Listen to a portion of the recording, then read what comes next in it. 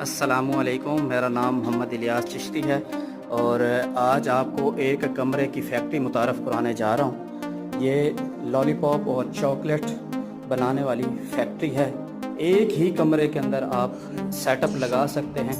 यहाँ पर आप देख सकते हैं कि ये बैकग्राउंड पर जॉली जॉली के नाम से पेनाफ्लेक्स लगा हुआ है, जिस नाम से प्रोडक्शन करनी है। उसके बाद ये वो मुकम्मल रॉ मटेरियल और टूल्स वगैरह हैं जिससे आपने अपनी मैन्युफैक्चरिंग करनी है। ये लॉलीपॉप बनाने वाली मशीन है, 25 लीटर इसकी कैपेसिटी है। सिलेंडर है, साथ में सॉस पैन और साथ में चूल्हा है और इसके अलावा ये मुकम्मल टूल्स जो आपको चाहिए।